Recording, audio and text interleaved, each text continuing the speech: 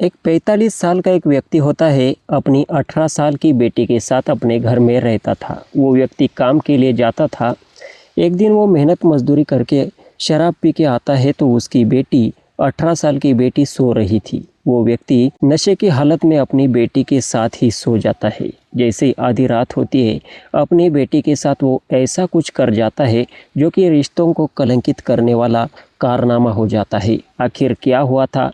एक बाप ने अपनी ही बेटी के साथ ऐसा क्यों किया था? आखिर उसकी क्या मजबूरी थी? क्या है पूरी कहानी, पूरा बताऊंगा, बस वीडियो में लास्ट तक बने रहो। आज की जो मैं सच्ची घटना आपको सुनाने जा रहा हूँ, उत्तराखंड प्रदेश में एक जिला लगता है उधम सिंह नगर। यहीं पर सितारगंज एक पुलिस थाना लगता है और इसी के अंतर्गत रहने वाली रानू देवी जो कि अपने पति, 2 बेटियां और 1 बेटे के संग रहती थी। उसके जीवन में सब कुछ सही तरीके से चल रहा था। रानू देवी का पति जो है मेहनत मजदूरी किया करता था। उनके पास ज़्यादा किसानी नहीं थी, खेती नहीं थी, तो दिन दिहाड़ी का काम वो किया करता था। दिन दिहाड़ी करेगा तभी उन लोगों को खाना मिलेगा, ऐसी उनकी परिस्थिति थी।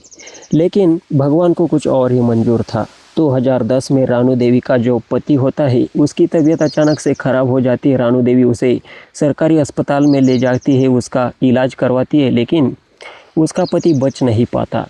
उसका पति गुजर जाता है तो रानू देवी की 2 बेटियां और 1 बेटे की सारी जिम्मेदारी रानू के ऊपर आ जाती है। अब बच्चों का पालन पोषण करना है, उनकी पढ़ाई लिखाई करनी है, घर बार संभालना है।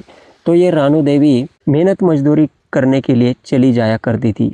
और जिधर ये रानू देवी मेहनत मजदूरी करने के लिए जाती थी, उसी काम पर एक आदमी होता है जिसका नाम होता है राजेश। जिसकी उम्र लगभग 40 साल के आसपास होती है।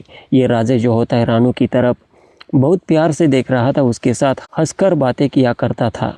और एक दिन ये राजेश रानू देवी से पूछता है कि तुम्हारा पति गुजर चुका है, तुम विधवा हो चुकी हो, और मेरी भी पत्नी गुजर चुकी है, मैं भी एक अकेला रहता हूँ घर में, तो क्यों ना हम दोनों शादी कर लेंगे।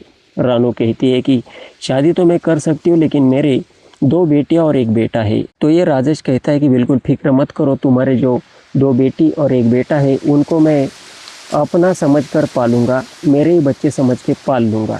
तो रानी तैयार हो जाती है शादी करने के लिए और उसके बाद वो राजेश के साथ एक मंदिर में शादी कर लेती है। अब राजेश के घर में जाकर रहती है तो उसके बच्चे भी स्कूल में जाया करते थे, उनका भी पालन पोषण हो रहा था। राजेश मेहनत मजदूरी करने के लिए जाया करता था, रानू घर पर ही रह के अपने बच्चों को संभालती थी। ऐसे ही दिन गुजर रहे थे। धीरे धीरे रानू की जो बड़ी बेटी होती है वो शादी के लायक हो जाती है। राजेश उसके लिए लड़का ढूंढता है और उसकी शादी करा देता है। लेकिन भगवान को कुछ और ही मंजूर था। उसके कुछ महीनों बाद रानू देवी का भी अंत हो जाता है, निधन हो जाता है। अब जो घर में बची थी रानू की छोटी बेटी और उससे भी छोटा बेटा था, और ये राजेश था। राजेश के ऊपर दोनों बच्चों की जिम्मेदारी आ चुकी थी। अब राजेश सोचता है कि ये जो लड़का है ये पढ़ने में बहुत तेज़ तर्रार है, तो इसे किसी हॉस्टल में भर्ती कर देता हूँ। एक सरकारी हॉस्टल होता है, उसी में उसका भर्ती कर देता है। वहाँ रहकर वो लड़का पढ़ाई लिखाई करना शुरू कर देता है। अब लड़का तो वहाँ पर चला गया था, घर में बचे थे सिर्फ राजेश और उसकी जो छोटी बेटी थी रानू की, पिंकी। अब पिंकी जो थी 16-17 साल की लड़की थी। अब ये राजेश रोज़ाना की तरह मेहनत मजदूरी करने के लिए जाया करता था और वहाँ पर थोड़ी बहुत शराब भी पी लिया करता था, क्योंकि वो भी बहुत तंग आ चुका था। उसकी पहले भी बीवी मर चुकी थी, दूसरी भी मर चुकी थी, तो वो थोड़ा बहुत शराब पीने लगा था। उसकी जो बेटी थी पिंकी, वो अपने पिता के लिए खाना वाना बनाती थी, तो उसे कोई दिक्कत नहीं थी। वो घर पे आकर खाना खाता था और अपना सो जाता था। उसकी बेटी पिंकी दूसरी जगह और राजेश दूसरी जगह सोया करता था। तो एक दिन ये राजेश अपने काम पर गया हुआ था, तो उसका पेमेंट मिल जाता है। पेमेंट जैसे ही मिलता है वो शराब के ठेके पर जाता है और रात 10 बजे तक शराब पीता है। 10 बजे के बाद अपने घर आता है। उसकी बेटी पिंकी ने उसके लिए खाना बनाया था, तो वो खाना खाता है और शराब के नशे में वो बेटी के कंबल में ही सो जाता है, घुस जाता है। अब बेटी सोचती है कि पिता ने शराब पी है, तो बेटी भी उसे सोने देती है। लेकिन जैसे आधी रात होती है तो ये राजेश अपनी ही बेटी के पैरों पे पैर डालना शुरू कर देता है, उसके अंग पर अपना हाथ रखना शुरू कर देता है, उसे सहलाना शुरू कर देता है। तो उस बच्चे को पिंकी को थोड़ा सा गलत लगता है तो पिंकी कहती है कि पिताजी आप क्या कर रहे हैं। तो राजेश कहता है कि चुप बैठ, मैं जो कर रहा हूँ वो करने दे। और ये जो राजेश होता है पिंकी के कपड़े उतारना शुरू कर देता है। पिंकी काफ़ी डर जाती है और उसे मना करती है। तो ये राजेश कहता है कि बिल्कुल मना मत कर, चिल्ला मत, मैं जो कर रहा हूँ मुझे करने दे। अब पिंकी उसे मानने के लिए तैयार नहीं थी। पिंकी बोल रही थी कि मैं दीदी को बता दूंगी, मेरी सहेलियों को बता दूंगी या गांव वालों को बता दूंगी। तो ये राजेश क्या करता है, अपना मोबाइल निकालता है और उसे एक वीडियो दिखाता है।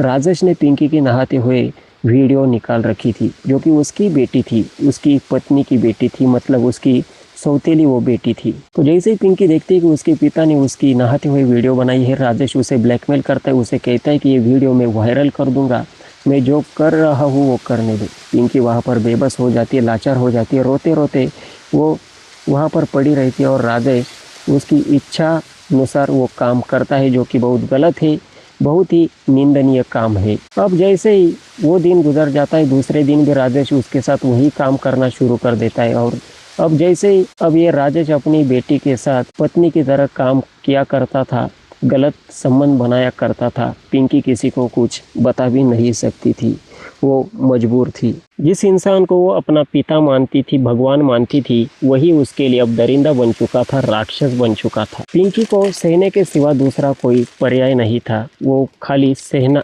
उसे खाली सहना पड़ रहा था। ऐसे ही दिन गुजर रहे थे, सालों साल बीत जाते हैं। पिंकी अब 18-19 साल की लड़की हो जाती है।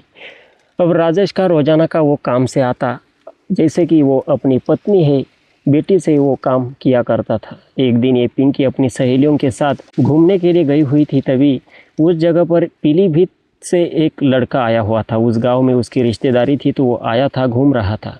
वो देख रहा है कि जो पिंकी है वो काफ़ी खूबसूरत है, उसे वो पसंद आती है। तो वो लड़का पिंकी की तरफ देखकर मुस्कुरा देता है। अब धीरे धीरे वो लड़का कैसे न कैसे करके पिंकी का नंबर निकलवाता है और पिंकी से कॉलिंग पर बातें करना शुरू कर देता है, मैसेजिंग पर बातें करना शुरू कर देता है। वो लड़का कहता है कि मैं तुम्हें काफ़ी पसंद करता हूँ और मैं तुमसे दोस्ती करना चाहता हूँ। तो ये पिंकी कहती है कि दोस्ती नहीं करनी है तो मुझसे शादी कर लो। वो लड़का मान जाता है और एक दिन पिंकी और वो लड़का भागकर मंदिर में शादी कर लेते। और ये जो पिंकी होती है वो उस लड़के के साथ पीलीभीत में अपने ससुराल जाकर पहुंचती है, अपने पति के साथ बड़ी खुशीपूर्वक रह लेती है। और यहाँ पर उसका जो पिता था राजेश, वो वही उसका काम किया करता था, घर में आकर पड़ा रहता था। ऐसे ही दिन गुजर रहे थे। अब जो पिंकी है उसे एक बच्चा होता है, बाद में और एक बच्चा होता है। उसका बिल्कुल ठीक ठाक चल रहा था, लेकिन फिर भी भगवान को कुछ और ही मंजूर था। आगे चलकर पिंकी का जो पति है वो भी गुजर जाता है बीमारी के चलते। अब पिंकी जो होती है वो विधवा हो जाती है। जैसे ही 10 दिन बीतते उसके पति की डेथ को उसके पिता को पता चलता है, राजेश को। तो राजेश भी वहाँ पर पीलीभीत जाता है अपनी बेटी के पास, बेटी को सांत्वना देने के लिए घर के अंदर घुस जाता है। उस रूम में दूसरा कोई नहीं था, जो भी रिश्तेदार थे बाहर बैठे हुए थे। रिश्तेदारों ने देखा था जो राजेश है वो पिंकी का पिता है, तो वो उसे सांत्वना देने के लिए अंदर बैठा है। लेकिन अंदर ये राजेश जैसे जाता है, देखता है अंदर कोई नहीं है पिंकी के सिवा, तो ये पिंकी को बैड टच करना शुरू कर देता है। पिंकी को कहता है कि जो हुआ वो हुआ, तुम्हारे ये दोनों बच्चों को लो और मेरे घर में आकर के रहना शुरू करो। हम दोनों घर पे पति पत्नी की तरह रहेंगे, बाहर के लोगों को लगेगा कि ये बाप बेटी है। पिंकी उसे मना करती है। पिंकी कहती है कि मैं मेरे 2 बच्चों के साथ यहीं पर मेरे ससुराल में ही रहूंगी, लेकिन तुम्हारे पास नहीं आऊंगी। तो ये राजेश गुस्सा हो जाता है, उसे धमकाना शुरू कर देता है, उसे छेड़खानी करना शुरू कर देता है, उसके अंग पर हाथ डालना शुरू कर देता है। तो पिंकी थोड़ा ज़ोर से चिल्लाना शुरू कर देती है। तो ये राजेश डर जाता है, राजेश वहाँ से निकल जाता है। लेकिन जो राजेश था वो आसानी से पिंकी का पीछा छोड़ने वाला नहीं था। हालांकि उसकी वो सौतेली बेटी थी और पिंकी का ये राजेश सौतेला बाप था, फिर भी वो दरिंदा था। वो घर में जाकर पिंकी के पास कॉल करना शुरू कर देता है, मैसेजिंग करता था, उसे कहता था कि यहाँ पर चलिए आओ, हम पति पत्नी की तरह रहेंगे। पिंकी बहुत परेशान हो जाती है। उसकी पति के डेट को 2-3 महीना हो जाता है, लेकिन उसका जो पिता है राजेश, वो बार बार उसे कॉल करके परेशान किया करता था। आखिरकार ये पिंकी राजेश से नाराज़ हो जाती है और सीधा पुलिस स्टेशन पहुँच जाती है और पुलिस को अपनी सारी कहानी बता देती है। तब जब वो 16-17 साल की थी, तभी से उसका जो पिता है, सौतेला पिता राजेश, उसने उसके साथ क्या क्या किया है, क्या क्या किया करता था, कैसे कैसे करता था, पुलिस वालों को सब कुछ बता देती है। पुलिस उसका एफआईआर लिख लेती है और राजेश को गिरफ्तार कर लेती है। अब पुलिस का कहना है कि जैसे ये सब कुछ मामला प्रूफ हो जाएगा तो राजेश के खिलाफ गंभीर धाराओं में मुकदमा दर्ज कर दिया जाएगा और उसे कड़ी से कड़ी सज़ा सुनाई जाएगी। लेकिन दोस्तों, आप लोग मुझे बताइए इस घटना के बारे में आपकी क्या राय है? ऐसे पिता को कौन सी सज़ा मिलनी चाहिए? अपनी राय कमेंट सेक्शन में ज़रूर दें, जो कि एक पिता और बेटी के पवित्र रिश्ते को कलंकित करने वाला एक बाप है। इसे फांसी की सज़ा मिलनी चाहिए या नहीं?